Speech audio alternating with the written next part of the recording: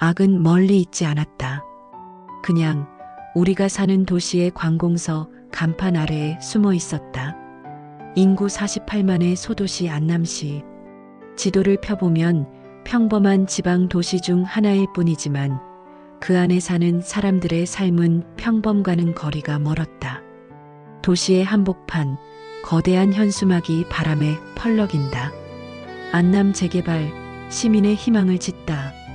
현수막 속에서 활짝 웃는 남자는 안남시장 박성배. 언론 앞에서는 늘 시민 여러분을 입에 달고 사는 인물이었지만 밤이 되면 그는 전혀 다른 얼굴로 세상을 살아가는 인간이다. 재개발 구역마다 숨겨진 각종 이권과 돈을 따라 움직이는 건설사와 지주들의 검은 돈, 도시를 통째로 저당 잡힌 뒷거래가 박성배를 중심으로 돌아가고 있었다. 그의 옆에는 항시 형사 한도경이 서 있었다. 도경은 경찰이었지만 정의로운 경찰은 아니었다. 말기 암 판정을 받은 아내의 치료비, 밀려드는 병원비와 대출 이자, 그리고 아빠 돈 없어. 묻는 어린 딸의 눈동자. 현실은 그를 서서히 벼랑 끝으로 몰았다. 처음에는 단 한 번, 어차피 다 그렇게 살아. 시장님 편에 서면 너도 살고 가족도 사는 거야. 그 말을 듣고도 그는 한동안 버티려 했다. 하지만 밤마다 울리는 병원 전화와 조용히 떨리는 아내의 손, 그리고 통장에 찍히는 마이너스 숫자들이 조금씩, 아주 조금씩 그의 양심을 갉아먹었다. 결국 한도경은 경찰이라는 직함을 단 박 시장의 해결사로 변해버렸다. 눈에 거슬리는 증인을 정리하고 불편한 사람들을 감시하고 때로는 협박과 폭력을 동원해 시장의 앞길을 닦아주는 사람. 자신도 알고 있었다. 이 길의 끝에는 빛이 없다는 걸. 그러나 그는 스스로를 이렇게 설득했다. 나는 악인이 아니다. 그저 가족을 지키기 위해 조금 더러운 일을 맡았을 뿐이다. 그러던 어느 날 박성배 시장에게 날아든 한 장의 소환장이 안남의 공기를 바꾸기 시작했다. 검찰이 그를 뇌물과 비리 혐의로 기소한 것이다. 1심 재판에서 박성배는 유죄를 선고받았다. 언론은 떠들썩했고 시청 앞에서는 작은 집회가 열렸다. 그러나 아무도 몰랐다. 그 판결이 이 도시의 지옥도를 열어젖히는 신호탄이 될 줄은. 1심에서 패소한 그날, 박성배는 술잔을 비우며 한도경을 불러앉혔다. 도형사, 꼬리가 길면 밟히는 거야. 검찰 쪽 증인 그놈 하나만 없었다면 이런 재판도 없었겠지. 목소리는 낮고 부드러웠지만 그 안에는 오래된 폭력배 특유의 냉기가 서려 있었다. 그는 마치 날씨 이야기하듯 말했다. 2심 들어가기 전에 그 증인 없어져야겠지. 나를 버린 놈은 세상도 버려야 하는 법이야. 그 한마디가 떨어지는 순간 한도경의 가슴 깊은 곳에서 무언가 무너져 내렸다. 시장님, 그건. 입술이 떨렸지만 반대의 말은 끝내 나오지 않았다. 그는 이미 수없이 많은 선을 넘었다. 뇌물, 회유, 조작, 은폐 압박. 그리고 오늘은 마지막 남은 선 하나를 넘으라는 요구 앞에 서 있었다. 밤길을 달리는 차 안, 도시는 조용했지만 도경의 머릿속은 소란스러웠다. 증인은 한때 그와 술잔을 기울였던 사내였다. 소소한 정보 몇 개를 흘려주며 서로 이용하고 이용당하던 나쁘지만 익숙한 인연이었다. 너도 알잖아, 도형. 내가 말 한마디만 바꿔도 시장이 살아남는다고. 증인은 그렇게 말하며 대가를 요구했었다. 그때는 웃고 넘겼다. 이제 그 입을 영원히 닫으러가는 길이었다. 좁은 방, 낡은 형광등 아래에서 마주 앉은 두 남자. 형사님, 이거 장난 아니죠? 증인은 눈치를 챘다. 도망치려 했고 비명을 지르려 했다. 찰나의 순간 몸싸움이 엉키고 책상이 뒤집히고 의자가 쓰러지고 그리고 한 번의 둔탁한 소리. 방 안에는 숨가쁜 숨소리만 남았다. 증인의 핸드폰은 바닥에서 여전히 미약한 불빛을 내고 있었고 통화 목록에는 검사 김차인이라는 이름이 떠 있었다. 도경은 자신의 손을 내려다보았다. 미세하게 떨리는 손가락 사이로 이제 되돌릴 수 없는 선이 하나 또렷이 그어져 있었다. 그가 현장을 정리하고 돌아왔을 때 박성배는 아무렇지 않은 얼굴로 물었다. 깨끗하게 정리했지? 대답은 짧았다. 예. 그리고 며칠 뒤 2심 재판에서 기적 같은 일이 벌어진다.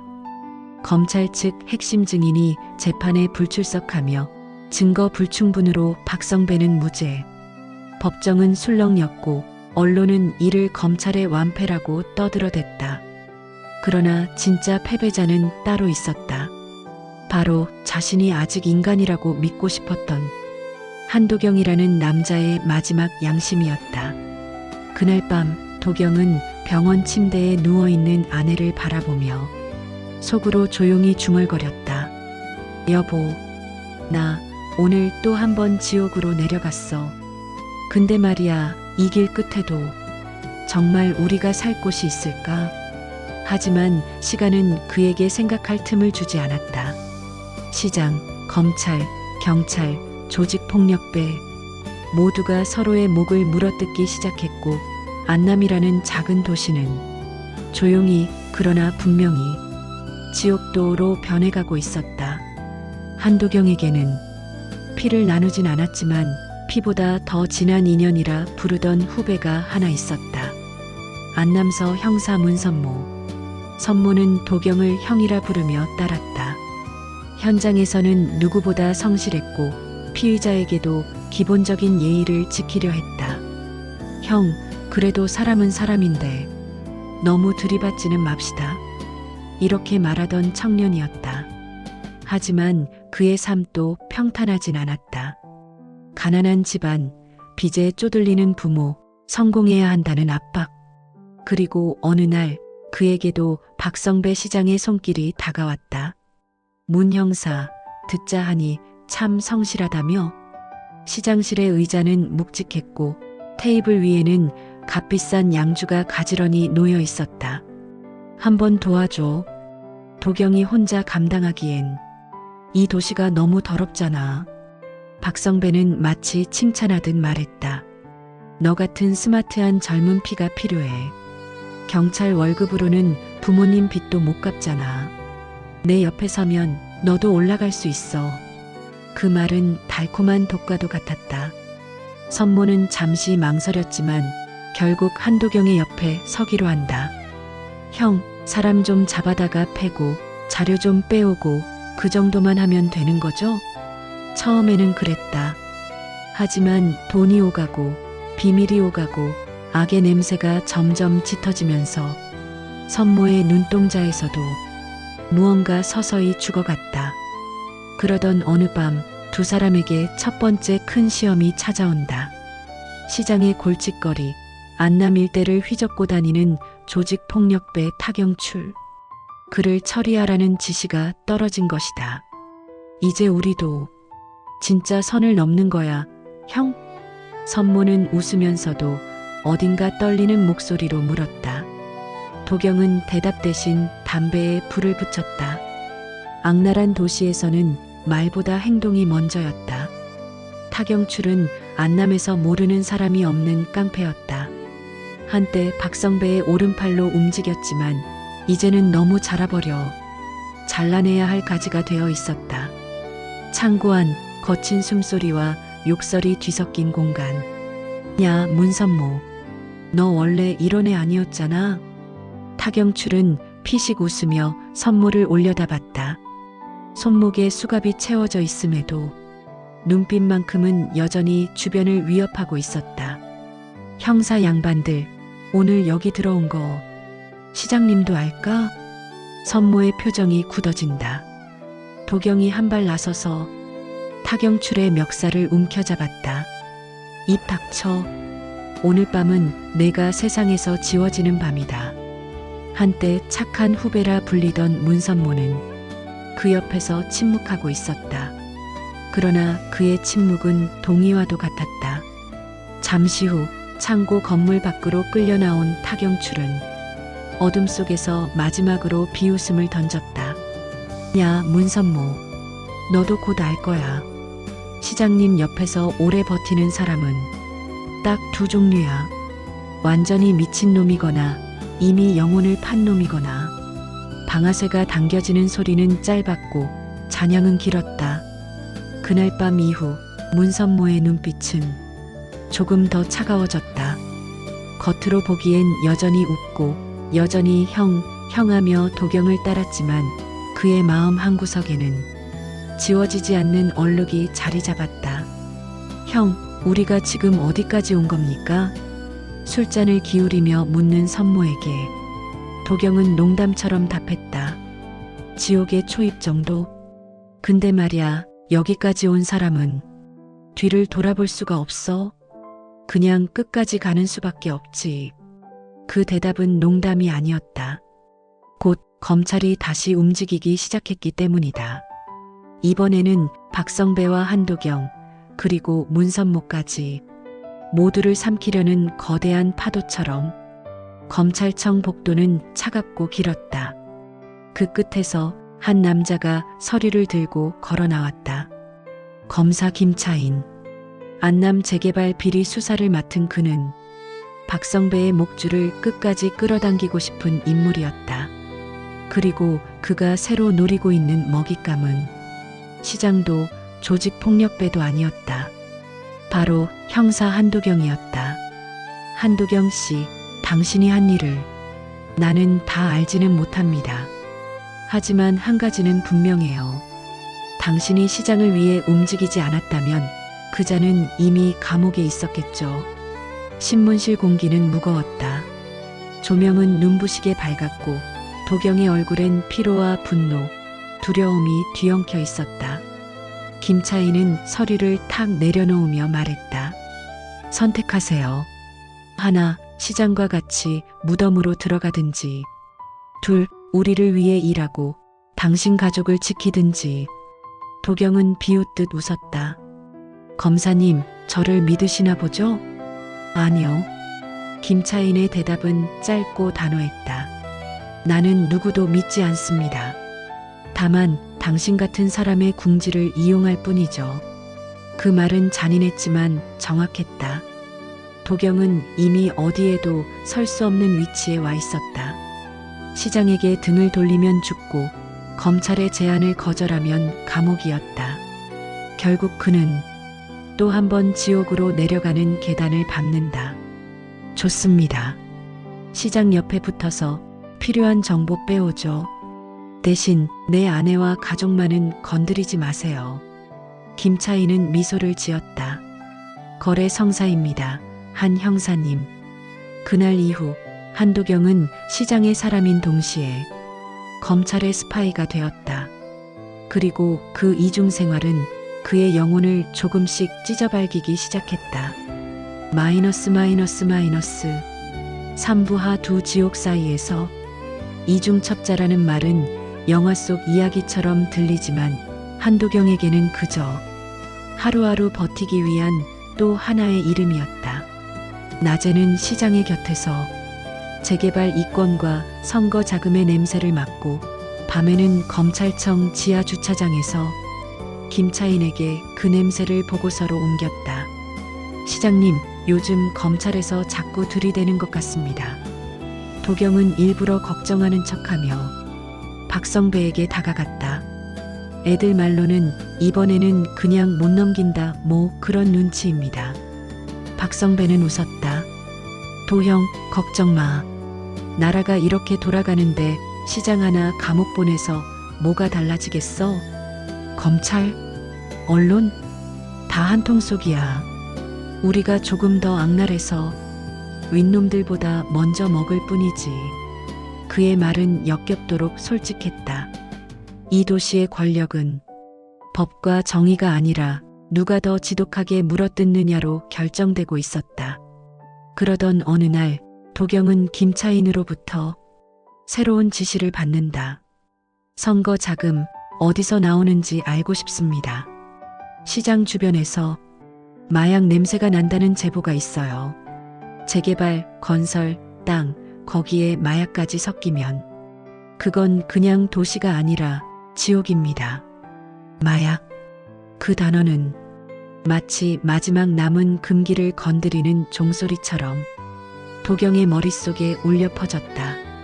이미 수많은 죄를 저질렀지만 마약은 또 다른 차원의 문제였다. 그건 단순한 돈이 아니라 사람들의 인생을 통째로 망가뜨리는 독이었다. 이제 우리가 막지 않으면 안남은 진짜로 돌아올 수 없는 강을 건너게 됩니다. 김차인의 말은 처음으로 공익을 담고 있는 듯 들렸다. 그러나 도경은 알고 있었다. 검사도, 시장도, 경찰도 모두가 자기 몫을 위해 싸우고 있을 뿐이라는 사실을. 그럼에도 그는 이 지옥 같은 도시에 조금이라도 브레이크를 걸고 싶었다. 알겠습니다. 마약 직접 확인해 보죠. 그 결심이 곧 엄청난 폭발과 수십 명의 인생이 뒤틀리는 사건으로 이어질 줄 그는 아직 알지 못했다. 어두운 창고 밀집 지역, 낡은 간판이 걸린 건물 하나. 여기서 안남의 선거를 뒤흔들 300억짜리 비밀이 움직이고 있었다.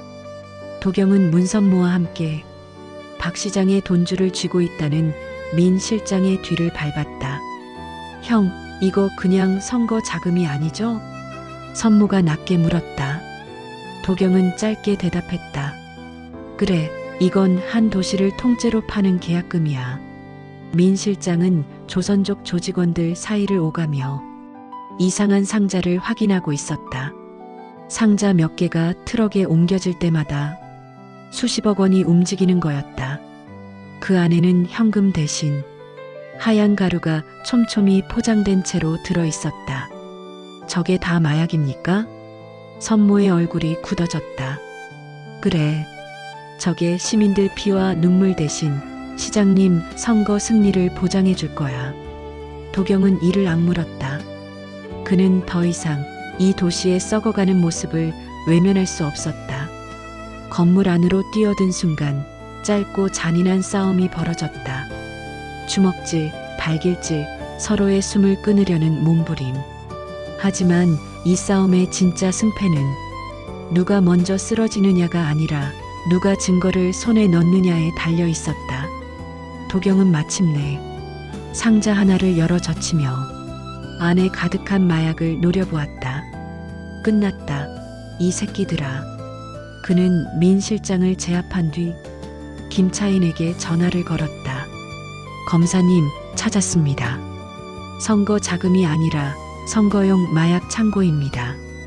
하지만 그 순간 누군가의 떨리는 손이 스위치에 닿았다. 그리고 눈부신 불꽃과 함께 창고 전체가 폭발했다. 폭발은 생각보다 거셌다. 창문이 산산이 부서지고 불길이 하늘로 솟구쳤다. 마약 상자들은 형체도 없이 사라졌고 안에 있던 사람들의 비명은 폭음 속에 파묻혀 버렸다. 도경은 가까스로 몸을 피했지만 귀에는 한동안 아무 소리도 들리지 않았다. 타다 남은 파편, 검은 연기, 그리고 그 안에서 천천히 무너져 내리는 건물. 300억짜리 마약, 박성배의 선거 자금, 검찰의 결정적 증거. 모든 것이 한 번에 타버렸다. 형 살아있습니까? 연기 속에서 기침을 하며 나타난 건 문선모였다. 그의 얼굴과 손등에는 화상 자국이 남았고 눈빛은 이전과는 전혀 다른 무엇인가로 채워져 있었다. 우리가 이 도시를 살린 겁니까, 형? 아니면 그냥 또 다른 죄를 지은 겁니까? 도경은 대답하지 못했다. 폭발은 우연 같으면서도 어딘가 계획된 듯한 느낌을 풍겼다. 누군가는 이 상황에서 이득을 볼 것이고 누군가는 모든 책임을 뒤집어 쓰게 될 것이다. 그리고 예상대로 그 누군가는 곧 정해졌다. 도 형사, 300억짜리 마약이 날아갔다고? 그게 다 내가 관리하던 거였잖아. 박성배는 웃음을 감추지 않았다. 이제 검찰도 언론도 다 너만 쳐다볼 거야. 근데 걱정 마. 내가 널 지켜줄 수도 있어. 대신 넌 앞으로 영원히 내게야. 그 말은 협박이자 잔인한 계약서였다. 한편 검찰청에서는 김차인이 책상을 내려치고 있었다. 300억짜리 증거가 한순간에 증발했다고? 이게 나라냐? 그는 분노했지만 동시에 기회도 보았다. 좋습니다. 한도경 씨. 이제 당신은 시장도 우리도 그 누구에게도 안전하지 않아요. 그러니 끝까지 협조해야겠죠. 도시는 점점 더 악랄한 지옥으로 변해가고 있었다. 돈은 타버렸지만 증오는 타지 않았다. 그리고 그 증오는 곧 장례식장, 피와 눈물이 뒤섞인 한 공간에서 폭발하게 된다. 300억짜리 마약은 불길 속에 사라져다. 하지만 더 무서운 것은 마약이 타버린 뒤의 침묵이었다. 언론은 정체불명의 폭발 사고라며 떠들어댔고 시청은 재개발 현장 안전 점검 강화 운운하며 대책회의를 열었다. 그러나 회의실 문이 닫히는 순간 진짜 이야기는 그 안에서 시작됐다. 민 실장, 이번 일 누가 책임져야겠습니까? 박성배는 부드러운 목소리로 물었다. 하지만 그의 눈빛은 차가운 칼날 같았다. 민 실장은 이미 알고 있었다. 이 자리가 심판대라는 것을. 마약은 사라졌다. 선거 자금도 날아갔다. 검찰은 더 날뛰기 시작했다. 누군가는 이 모든 걸 뒤집어쓰고 조용히 사라져야 했다. 시장님, 저는 지시받은 대로만 했을 뿐입니다. 민 실장의 변명은 허공에 흩어졌다. 박성배는 한도경을 힐끗 바라보며 말했다. 도 형사, 사고라는 게 원래 그런 거야. 누가 일부러 터뜨리나? 그냥 운이 나쁜 사람이 그 자리에 서 있었을 뿐이지. 운이 나쁜 사람. 그 말이 떨어지는 순간 민 실장의 얼굴은 잿빛으로 변했다. 그날 밤 비가 내리던 고속도로 위에서 한 대의 차량이 난간을 들이받고 추락했다. 운전자는 현장에서 즉사, 알고 보니 안남시청 기획실장 민아무개. 언론은 과로와 스트레스로 인한 극단적 선택 가능성을 떠들었고 시청 동료들은 성실했던 공무원이라며 눈물을 훔쳤다. 그 누구도 그 차 안에 타 있던 사람이 도시의 더러운 돈을 관리하던 열쇠였다는 걸 말하지 않았다.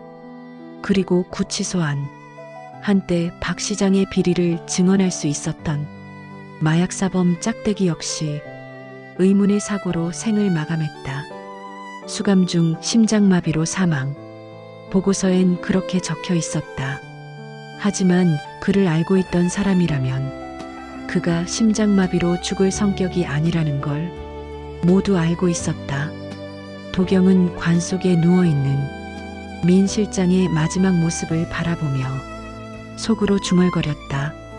또 한 사람 지옥에 끌려 들어왔군요. 악랄한 도시는 늘 같은 방식으로 움직였다. 잘라야 할 손가락이 생기면 그 손가락 하나 자르고 다음으로 넘어갔다. 문제는 누가 손가락이고 누가 칼을 쥔 사람인지 언제든 바뀔 수 있다는 점이었다. 민 실장과 짝대기가 사라지자 누가 가장 먼저 발작을 이르렸을까? 바로 검사 김차인이었다. 도 형사, 이게 우연이라고 생각합니까? 그의 목소리는 이제 예의 따위는 잊어버린 듯 거칠어져 있었다. 우리가 주시하던 증인 둘이 한 달 사이에 다 죽었습니다. 하나는 사고, 하나는 심장마비. 이걸 누가 믿습니까? 도경은 대답 대신 담배에 불을 붙이며 창밖을 바라보았다. 사람이 죽어나가는 도시, 하지만 아무도 책임지지 않는 도시. 그곳이 바로 안남이었다. 김차인은 한숨을 내쉬더니 갑자기 의자를 집어던졌다. 한도경, 당신도 알고 있잖아요. 이 모든 게 다 각본이라는 거. 검사의 분노는 정의감이라기보다 자기 커리어를 망친 자에 대한 증오에 가까웠다. 나는 박성배를 잡아야 합니다. 그게 내 출세고 내 생존이에요. 그러니까 당신은 나를 위해서라도 그 인간을 무너뜨려야 합니다. 이 말은 어쩌면 박 시장이 했던 말과 크게 다르지 않았다. 내 옆에 서면 살 수 있어. 나를 위해 일하면 출세할 수 있어. 사탕의 색깔만 다를 뿐 속은 똑같이 썩어 있었다. 그날 밤 조사실 문이 잠기고 불빛이 한도경의 얼굴만을 비출 때 김차인은 한마디를 던졌다. 이제 선택의 여지도 없습니다. 당신이 살아남으려면 박성배를 직접 물어뜯어야 합니다. 그러면서 도경의 약점을 조용히 건드렸다. 당신 아내 곧 수술 들어간다면서요.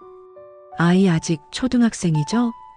그 애가 살인자 아빠의 딸로 살게 할 겁니까?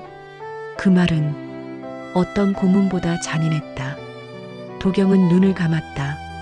그리고 그 순간 그는 깨달았다.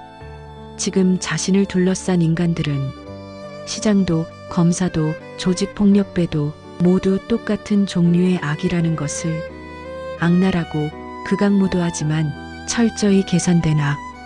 이 지옥에서 누군가를 살리려면 다른 누군가를 직접 지옥으로 밀어 넣어야 했다. 알겠습니다, 검사님. 이번엔 저도 제 손으로 판 지옥을 끝까지 봐야 할 것 같습니다. 그의 눈빛은 더 이상 도망치려는 사람의 것이 아니었다. 대신 마지막으로 누군가를 끌어안고 함께 떨어지려는 사람의 눈빛에 가까웠다. 병원 복도는 특유의 소독약 냄새로 가득했다. 흰 환자복을 입은 아내는 수술실 앞 침대에 누운 채 힘겹게 미소를 지어 보였다. 여보, 오늘은 얼굴이 더 피곤해 보이네. 한도경은 억지로 웃었다. 병원 밥이 너무 맛없어서 그래요. 나도 좀 얻어먹으면 살 빠지겠는데? 둘은 잠시 평범한 부부처럼 농담을 주고받았다. 그러나 그 농담 뒤에는 말하지 못한 두려움이 숨어 있었다. 아내는 알고 있었다. 남편의 손등에 새겨진 깊은 상처들이 단순한 형사생활의 흔적이 아니라는 걸. 당신, 요즘 자꾸 밤에 나가잖아. 범인 잡는 게 아니라 당신이 범인 되는 일 하지는 않는 거지? 그 질문에 도경은 대답하지 못했다. 그저 그녀의 이마에 손을 얹고 조용히 눈을 감았다. 여보, 내가 조금만 더 잘 버텼으면 당신을 이런 데 안 데려왔을 텐데. 그의 가슴 속에서 작은 독백이 피어올랐다. 수술실 문이 열리고 의사가 환자를 데려가려 할 때 아내가 마지막으로 물었다. 오늘 집에 들어올 수 있어요? 도경은 잠시 멈칫했지만 곧 고개를 끄덕였다. 응. 오늘 일만 끝나면 밥상 앞에서 보자.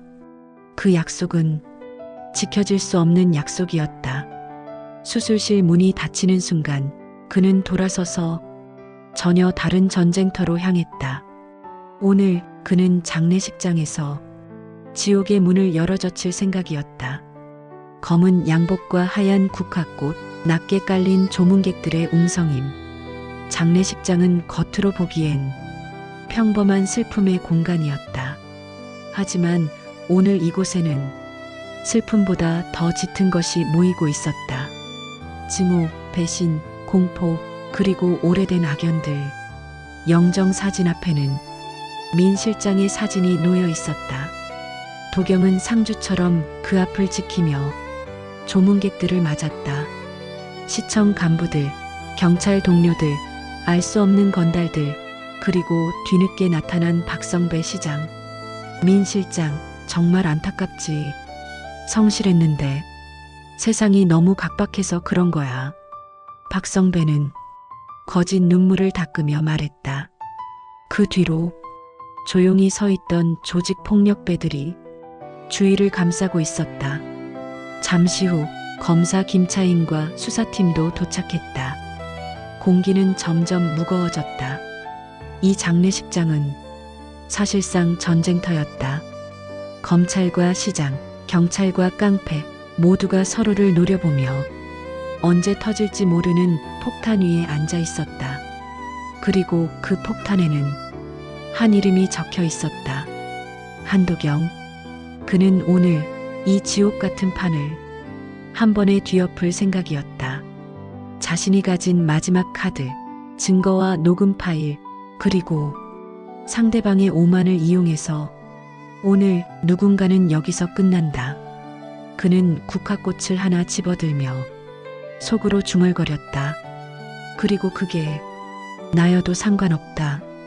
장례식장 안 시간은 더디게 흘렀다. 박성배는 상주를 위로하는 척 한도경의 어깨를 두드렸다. 도형, 수고 많다. 내가 진작에 민 실장 좀 더 챙겼어야 했는데 사람이 참 어쩔 수 없이 늦게 후회하더라고. 말끝마다 독이 배어 있었다. 그 옆에서 조직폭력배들이 조용히 주변을 에워싸고 있었다. 한편 검사 김차인 역시 도경을 불러 세웠다. 오늘입니다.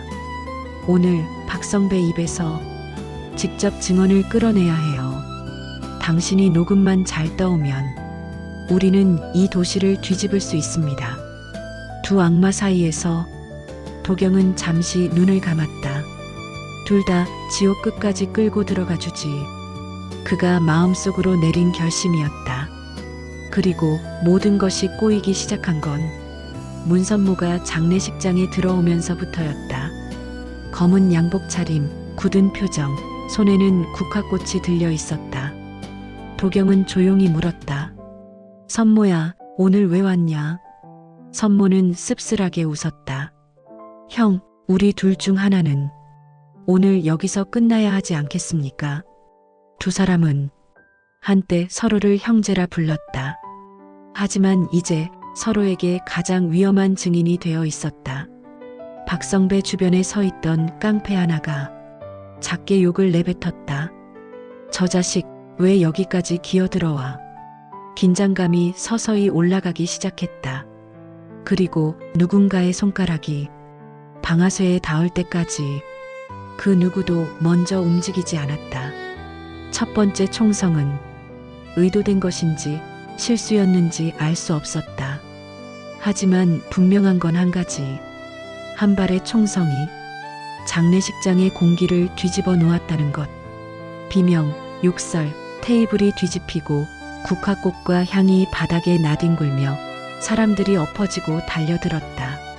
검찰 수사관들이 몸을 숨기려 했고 조직폭력배들은 총을 꺼내 들었다. 그리고 그 한가운데에 한도경과 문선모가 서 있었다. 문선모가 외쳤다. 형, 이제 그만합시다. 우리가 이렇게까지 해야 합니까? 도경은 숨을 몰아쉬며 넘어져 있던 의자를 걷어찼다. 지금 멈출 수 있을 것 같냐? 그의 눈은 이미 돌아올 수 없는 선을 넘어 있었다. 검찰 수사관들이 박성배를 향해 달려들려는 순간 조직폭력배들이 그들을 가로막았다.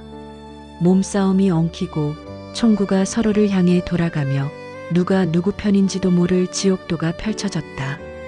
그때 누군가가 외쳤다. 총 내려. 다들 총 내려. 하지만 이 지옥에서 누구도 총을 먼저 내려놓지 않았다. 다음 순간 두 번째 총성이 울렸다. 이번에는 분명히 누군가의 손이 떨렸고 그 떨림이 한 사람의 가슴을 꿰뚫었다. 총알은 문선모의 몸을 관통했다. 선모는 멈춰버린 시간 속에서 천천히 뒤로 넘어졌다. 그의 눈동자에는 믿기지 않는 배신과 짧은 후회, 그리고 형을 향한 마지막 미련이 섞여 있었다. 형, 나 살려고 여기 온 건데. 그는 그렇게 중얼거리듯 말하고 입술에서 피를 토했다. 한도경은 그 자리에 얼어붙었다. 지옥도의 한가운데 자신이 가장 지키고 싶었던 동생이 자신이 만든 지옥 속에서 쓰러져 가고 있었다. 선모야. 야, 버티라고. 빨리 앰뷸런스 불러. 그의 외침은 총성과 비명 속에 묻혀버렸다. 선모는 억지로 미소를 지으며 형을 바라봤다. 형, 우리 잘못 온 것 같죠? 우리가 들어온 곳은 출구가 없는 데였던 것 같아요. 그 말과 함께 문선모의 손이 힘없이 떨어졌다. 지옥도는 이렇게 또 한 사람을 삼켰다. 장례식장의 소동은 결국 수많은 부상자와 검찰팀의 붕괴 그리고 김차인의 몰락으로 이어졌다. 검사, 조직폭력배들과 한판 붙었다는 소문은 금세 안남 전체에 퍼졌다. 하지만 진짜 지옥은 아직 끝나지 않았다. 마지막 칸, 가장 깊은 곳에는 여전히 박성배가 서 있었기 때문이다. 장례식 소동 이후 검찰은 사실상 전멸했다. 김차인은 다친 몸을 끌고 박성배 앞에 무릎을 꿇었다. 시장님, 저 살려만 주십시오. 이제 제가 시장님을 위해서 뭐든 하겠습니다. 한때 정의를 말하던 검사는 이제 권력자에게 목숨을 구걸하는 사람으로 변해 있었다. 박성배는 조용히 웃었다. 그래, 검사님 같은 사람이 필요했어. 조용히 서류 정리하고 마무리해 줄 사람. 앞으로는 내가 판을 깔면 검사님이 덮어주면 되는 거야.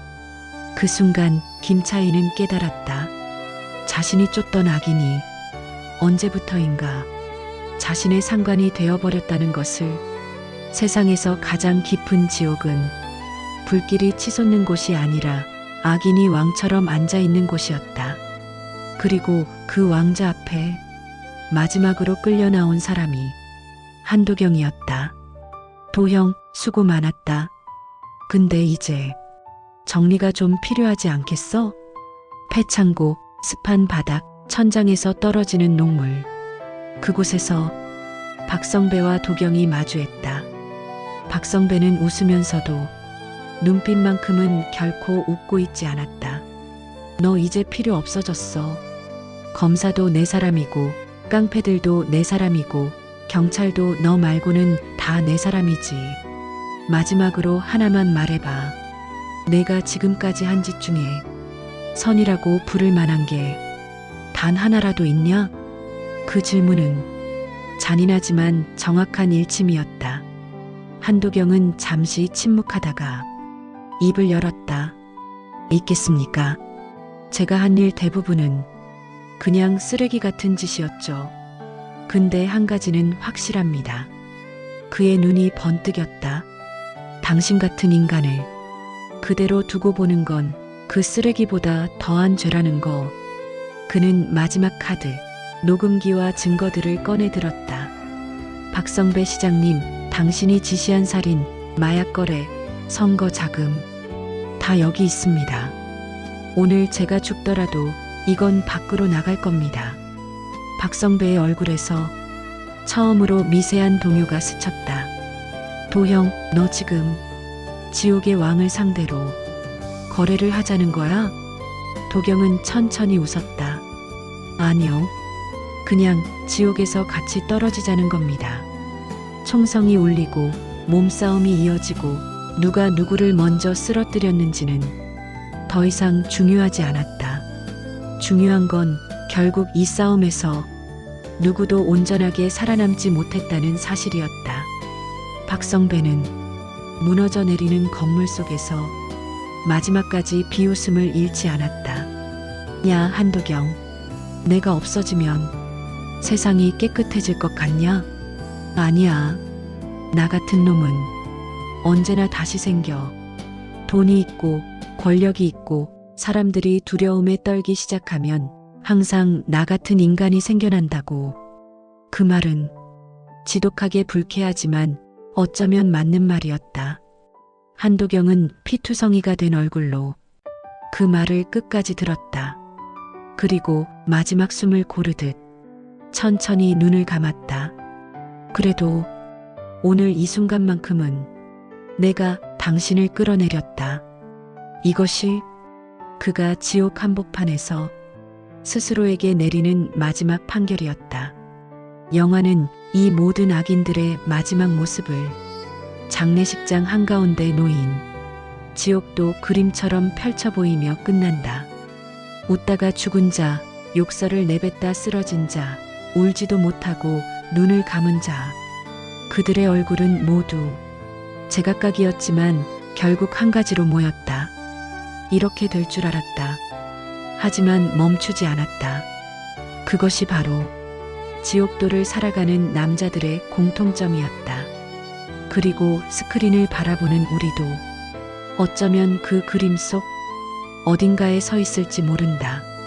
편의를 위해 조금 눈 감아준 순간, 가족을 위해 한 번쯤은 괜찮겠지 하고 넘긴 순간, 다들 그러고 산다며 자기 합리화를 시작한 순간, 그때마다 우리는 지옥도의 한 칸씩을 조용히 밟고 지나간다. 아수라라는 이 영화는 악인들의 이야기를 보여주는 것처럼 보이지만 사실은 우리에게 조용히 이렇게 묻고 있다. 당신은 어디까지가 선이고 어디부터가 지옥이라고 생각합니까? 악랄하고 극악무도한 도시 안에서도 마지막까지 무언가를 지키려 했던 남자. 끝내 구원받지 못했지만 그래도 자기 죄를 알고 끝까지 싸웠던 남자. 그 남자의 이름이 한도경이든 혹은 지금 이 영상을 보고 있는 나 자신이든 상관없다. 중요한 건 우리가 아직 지옥으로 완전히 떨어지기 전이라는 사실이다. 악은 멀리 있지 않았다. 그냥 우리가 사는 도시의 관공서 간판 아래에 숨어 있었다. 인구 48만의 소도시 안남시. 지도를 펴보면 평범한 지방 도시 중 하나일 뿐이지만 그 안에 사는 사람들의 삶은 평범과는 거리가 멀었다. 도시의 한복판, 거대한 현수막이 바람에 펄럭인다. 안남 재개발, 시민의 희망을 짓다. 현수막 속에서 활짝 웃는 남자는 안남시장 박성배. 언론 앞에서는 늘 시민 여러분을 입에 달고 사는 인물이었지만 밤이 되면 그는 전혀 다른 얼굴로 세상을 살아가는 인간이다. 재개발 구역마다 숨겨진 각종 이권과 돈을 따라 움직이는 건설사와 지주들의 검은 돈, 도시를 통째로 저당 잡힌 뒷거래가 박성배를 중심으로 돌아가고 있었다. 그의 옆에는 앙시 형사 한도경이 서 있었다. 도경은 경찰이었지만 정의로운 경찰은 아니었다. 말기 암 판정을 받은 아내의 치료비, 밀려드는 병원비와 대출 이자, 그리고 아빠 돈 없어. 묻는 어린 딸의 눈동자. 현실은 그를 서서히 벼랑 끝으로 몰았다. 처음에는 단 한 번, 어차피 다 그렇게 살아. 시장님 편에 서면 너도 살고 가족도 사는 거야. 그 말을 듣고도 그는 한동안 버티려 했다. 하지만 밤마다 울리는 병원 전화와 조용히 떨리는 아내의 손, 그리고 통장에 찍히는 마이너스 숫자들이 조금씩, 아주 조금씩 그의 양심을 갉아먹었다. 결국 한도경은 경찰이라는 직함을 단 박 시장의 해결사로 변해버렸다. 눈에 거슬리는 증인을 정리하고 불편한 사람들을 감시하고 때로는 협박과 폭력을 동원해 시장의 앞길을 닦아주는 사람. 자신도 알고 있었다. 이 길의 끝에는 빛이 없다는 걸. 그러나 그는 스스로를 이렇게 설득했다. 나는 악인이 아니다. 그저 가족을 지키기 위해 조금 더러운 일을 맡았을 뿐이다. 그러던 어느 날 박성배 시장에게 날아든 한 장의 소환장이 안남의 공기를 바꾸기 시작했다. 검찰이 그를 뇌물과 비리 혐의로 기소한 것이다. 1심 재판에서 박성배는 유죄를 선고받았다. 언론은 떠들썩했고 시청 앞에서는 작은 집회가 열렸다. 그러나 아무도 몰랐다. 그 판결이 이 도시의 지옥도를 열어젖히는 신호탄이 될 줄은. 1심에서 패소한 그날, 박성배는 술잔을 비우며 한도경을 불러앉혔다. 도형사, 꼬리가 길면 밟히는 거야. 검찰 쪽 증인 그놈 하나만 없었다면 이런 재판도 없었겠지. 목소리는 낮고 부드러웠지만 그 안에는 오래된 폭력배 특유의 냉기가 서려 있었다. 그는 마치 날씨 이야기하듯 말했다. 2심 들어가기 전에 그 증인 없어져야겠지. 나를 버린 놈은 세상도 버려야 하는 법이야. 그 한마디가 떨어지는 순간 한도경의 가슴 깊은 곳에서 무언가 무너져 내렸다. 시장님, 그건... 입술이 떨렸지만 반대의 말은 끝내 나오지 않았다. 그는 이미 수없이 많은 선을 넘었다. 뇌물, 회유, 조작, 은폐 압박. 그리고 오늘은 마지막 남은 선 하나를 넘으라는 요구 앞에 서 있었다. 밤길을 달리는 차 안, 도시는 조용했지만 도경의 머릿속은 소란스러웠다. 증인은 한때 그와 술잔을 기울였던 사내였다. 소소한 정보 몇 개를 흘려주며 서로 이용하고 이용당하던 나쁘지만 익숙한 인연이었다. 너도 알잖아, 도형. 내가 말 한마디만 바꿔도 시장이 살아남는다고. 증인은 그렇게 말하며 대가를 요구했었다. 그때는 웃고 넘겼다. 이제 그 입을 영원히 닫으러가는 길이었다. 좁은 방, 낡은 형광등 아래에서 마주 앉은 두 남자. 형사님, 이거 장난 아니죠? 증인은 눈치를 챘다. 도망치려 했고 비명을 지르려 했다. 찰나의 순간 몸싸움이 엉키고 책상이 뒤집히고 의자가 쓰러지고 그리고 한 번의 둔탁한 소리. 방 안에는 숨가쁜 숨소리만 남았다. 증인의 핸드폰은 바닥에서 여전히 미약한 불빛을 내고 있었고 통화 목록에는 검사 김차인이라는 이름이 떠 있었다. 도경은 자신의 손을 내려다보았다. 미세하게 떨리는 손가락 사이로 이제 되돌릴 수 없는 선이 하나 또렷이 그어져 있었다. 그가 현장을 정리하고 돌아왔을 때 박성배는 아무렇지 않은 얼굴로 물었다. 깨끗하게 정리했지? 대답은 짧았다. 예. 그리고 며칠 뒤 2심 재판에서 기적 같은 일이 벌어진다. 검찰 측 핵심 증인이 재판에 불출석하며 증거 불충분으로 박성배는 무죄. 법정은 술렁였고 언론은 이를 검찰의 완패라고 떠들어댔다. 그러나 진짜 패배자는 따로 있었다. 바로 자신이 아직 인간이라고 믿고 싶었던 한도경이라는 남자의 마지막 양심이었다.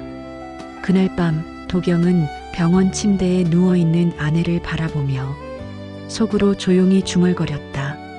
여보, 나 오늘 또 한 번 지옥으로 내려갔어. 근데 말이야, 이 길 끝에도 정말 우리가 살 곳이 있을까? 하지만 시간은 그에게 생각할 틈을 주지 않았다. 시장, 검찰, 경찰, 조직폭력배 모두가 서로의 목을 물어뜯기 시작했고 안남이라는 작은 도시는 조용히 그러나 분명히 지옥도로 변해가고 있었다. 한도경에게는 피를 나누진 않았지만 피보다 더 진한 인연이라 부르던 후배가 하나 있었다. 안남서 형사 문선모.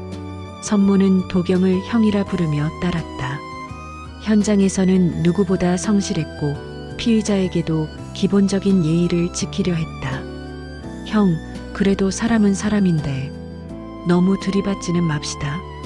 이렇게 말하던 청년이었다. 하지만 그의 삶도 평탄하진 않았다. 가난한 집안, 빚에 쪼들리는 부모, 성공해야 한다는 압박. 그리고 어느 날 그에게도 박성배 시장의 손길이 다가왔다. 문 형사, 듣자 하니 참 성실하다며? 시장실의 의자는 묵직했고 테이블 위에는 값비싼 양주가 가지런히 놓여 있었다. 한번 도와줘. 도경이 혼자 감당하기엔 이 도시가 너무 더럽잖아. 박성배는 마치 칭찬하듯 말했다. 너 같은 스마트한 젊은 피가 필요해. 경찰 월급으로는 부모님 빚도 못 갚잖아. 내 옆에 서면 너도 올라갈 수 있어. 그 말은 달콤한 독과도 같았다. 선모는 잠시 망설였지만 결국 한도경의 옆에 서기로 한다. 형, 사람 좀 잡아다가 패고 자료 좀 빼오고 그 정도만 하면 되는 거죠? 처음에는 그랬다.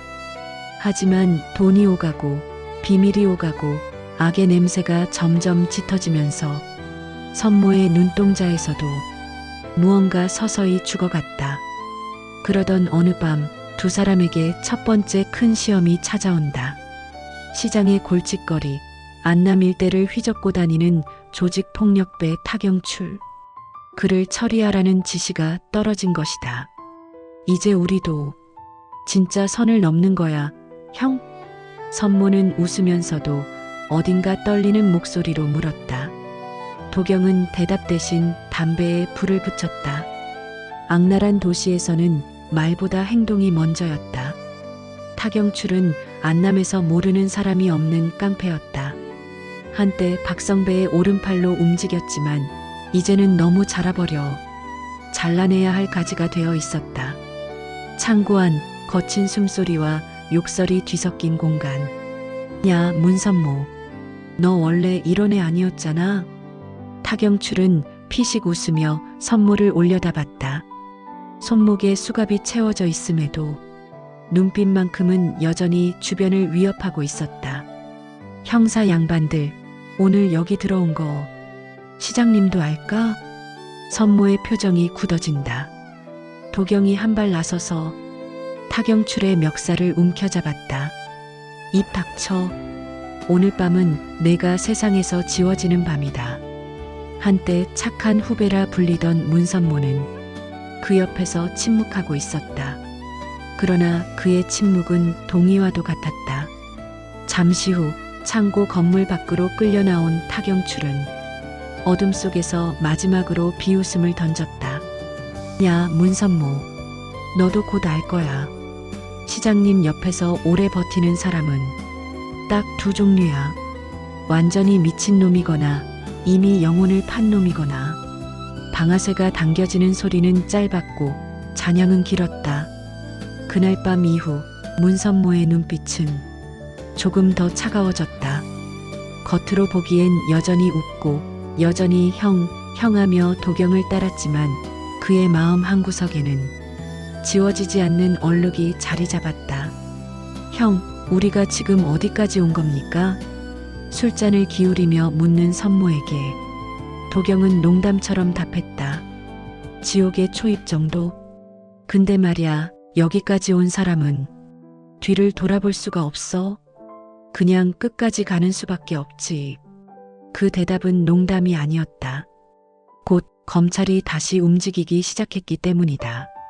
이번에는 박성배와 한도경, 그리고 문선모까지 모두를 삼키려는 거대한 파도처럼 검찰청 복도는 차갑고 길었다. 그 끝에서 한 남자가 서류를 들고 걸어 나왔다. 검사 김차인. 안남 재개발 비리 수사를 맡은 그는 박성배의 목줄을 끝까지 끌어당기고 싶은 인물이었다. 그리고 그가 새로 노리고 있는 먹잇감은 시장도 조직폭력배도 아니었다. 바로 형사 한도경이었다. 한도경 씨, 당신이 한 일을 나는 다 알지는 못합니다. 하지만 한 가지는 분명해요. 당신이 시장을 위해 움직이지 않았다면 그자는 이미 감옥에 있었겠죠. 신문실 공기는 무거웠다. 조명은 눈부시게 밝았고 도경의 얼굴엔 피로와 분노, 두려움이 뒤엉켜 있었다. 김차인은 서류를 탁 내려놓으며 말했다. 선택하세요. 하나, 시장과 같이 무덤으로 들어가든지. 둘, 우리를 위해 일하고 당신 가족을 지키든지. 도경은 비웃듯 웃었다. 검사님, 저를 믿으시나 보죠? 아니요. 김차인의 대답은 짧고 단호했다. 나는 누구도 믿지 않습니다. 다만 당신 같은 사람의 궁지를 이용할 뿐이죠. 그 말은 잔인했지만 정확했다. 도경은 이미 어디에도 설 수 없는 위치에 와 있었다.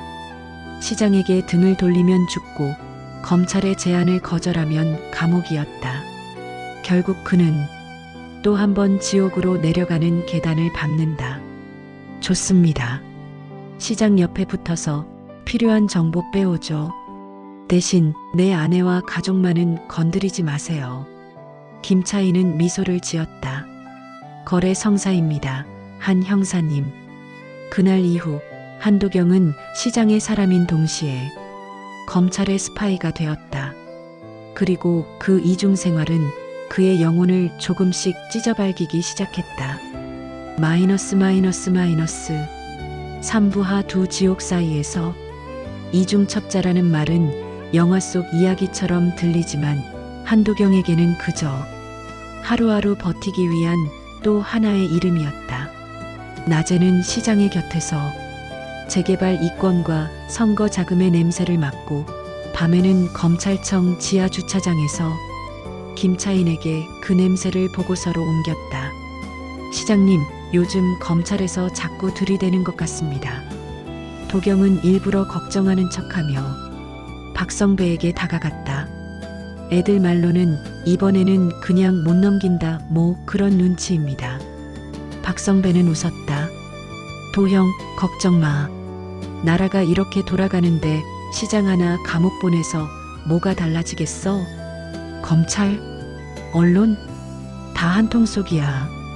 우리가 조금 더 악랄해서 윗놈들보다 먼저 먹을 뿐이지. 그의 말은 역겹도록 솔직했다. 이 도시의 권력은 법과 정의가 아니라 누가 더 지독하게 물어뜯느냐로 결정되고 있었다. 그러던 어느 날 도경은 김차인으로부터 새로운 지시를 받는다. 선거 자금 어디서 나오는지 알고 싶습니다. 시장 주변에서 마약 냄새가 난다는 제보가 있어요. 재개발, 건설, 땅, 거기에 마약까지 섞이면 그건 그냥 도시가 아니라 지옥입니다. 마약. 그 단어는 마치 마지막 남은 금기를 건드리는 종소리처럼 도경의 머릿속에 울려 퍼졌다. 이미 수많은 죄를 저질렀지만 마약은 또 다른 차원의 문제였다. 그건 단순한 돈이 아니라 사람들의 인생을 통째로 망가뜨리는 독이었다. 이제 우리가 막지 않으면 안 남은 진짜로 돌아올 수 없는 강을 건너게 됩니다. 김차인의 말은 처음으로 공익을 담고 있는 듯 들렸다. 그러나 도경은 알고 있었다. 검사도 시장도 경찰도 모두가 자기 몫을 위해 싸우고 있을 뿐이라는 사실을. 그럼에도 그는 이 지옥 같은 도시에 조금이라도 브레이크를 걸고 싶었다. 알겠습니다. 마약 직접 확인해 보죠. 그 결심이 곧 엄청난 폭발과 수십 명의 인생이 뒤틀리는 사건으로 이어질 줄 그는 아직 알지 못했다. 어두운 창고 밀집 지역, 낡은 간판이 걸린 건물 하나. 여기서 안남의 선거를 뒤흔들 300억짜리 비밀이 움직이고 있었다. 도경은 문선모와 함께 박 시장의 돈줄을 쥐고 있다는 민 실장의 뒤를 밟았다. 형, 이거 그냥 선거 자금이 아니죠? 선모가 낮게 물었다. 도경은 짧게 대답했다. 그래, 이건 한 도시를 통째로 파는 계약금이야. 민 실장은 조선족 조직원들 사이를 오가며 이상한 상자를 확인하고 있었다. 상자 몇 개가 트럭에 옮겨질 때마다 수십억 원이 움직이는 거였다. 그 안에는 현금 대신 하얀 가루가 촘촘히 포장된 채로 들어 있었다. 저게 다 마약입니까? 선모의 얼굴이 굳어졌다. 그래, 저게 시민들 피와 눈물 대신 시장님 선거 승리를 보장해 줄 거야. 도경은 이를 악물었다. 그는 더 이상 이 도시의 썩어가는 모습을 외면할 수 없었다. 건물 안으로 뛰어든 순간 짧고 잔인한 싸움이 벌어졌다. 주먹질, 발길질, 서로의 숨을 끊으려는 몸부림. 하지만 이 싸움의 진짜 승패는 누가 먼저 쓰러지느냐가 아니라 누가 증거를 손에 넣느냐에 달려 있었다. 도경은 마침내 상자 하나를 열어 젖히며 안에 가득한 마약을 노려보았다. 끝났다. 이 새끼들아. 그는 민 실장을 제압한 뒤 김차인에게 전화를 걸었다. 검사님, 찾았습니다. 선거 자금이 아니라 선거용 마약 창고입니다. 하지만 그 순간 누군가의 떨리는 손이 스위치에 닿았다. 그리고 눈부신 불꽃과 함께 창고 전체가 폭발했다. 폭발은 생각보다 거셌다. 창문이 산산이 부서지고 불길이 하늘로 솟구쳤다. 마약 상자들은 형체도 없이 사라졌고 안에 있던 사람들의 비명은 폭음 속에 파묻혀 버렸다. 도경은 가까스로 몸을 피했지만 귀에는 한동안 아무 소리도 들리지 않았다. 타다 남은 파편, 검은 연기, 그리고 그 안에서 천천히 무너져 내리는 건물. 300억짜리 마약, 박성배의 선거 자금, 검찰의 결정적 증거. 모든 것이 한 번에 타버렸다. 형 살아있습니까? 연기 속에서 기침을 하며 나타난 건 문선모였다. 그의 얼굴과 손등에는 화상 자국이 남았고 눈빛은 이전과는 전혀 다른 무엇인가로 채워져 있었다. 우리가 이 도시를 살린 겁니까, 형? 아니면 그냥 또 다른 죄를 지은 겁니까? 도경은 대답하지 못했다. 폭발은 우연 같으면서도 어딘가 계획된 듯한 느낌을 풍겼다. 누군가는 이 상황에서 이득을 볼 것이고 누군가는 모든 책임을 뒤집어 쓰게 될 것이다. 그리고 예상대로 그 누군가는 곧 정해졌다. 도 형사, 300억짜리 마약이 날아갔다고? 그게 다 내가 관리하던 거였잖아. 박성배는 웃음을 감추지 않았다. 이제 검찰도 언론도 다 너만 쳐다볼 거야. 근데 걱정 마. 내가 널 지켜줄 수도 있어. 대신 넌 앞으로 영원히 내게야. 그 말은 협박이자 잔인한 계약서였다. 한편 검찰청에서는 김차인이 책상을 내려치고 있었다. 300억짜리 증거가 한순간에 증발했다고? 이게 나라냐? 그는 분노했지만 동시에 기회도 보았다. 좋습니다, 한도경 씨. 이제 당신은 시장도 우리도 그 누구에게도 안전하지 않아요. 그러니 끝까지 협조해야겠죠. 도시는 점점 더 악랄한 지옥으로 변해가고 있었다. 돈은 타버렸지만 증오는 타지 않았다. 그리고 그 증오는 곧 장례식장, 피와 눈물이 뒤섞인 한 공간에서 폭발하게 된다.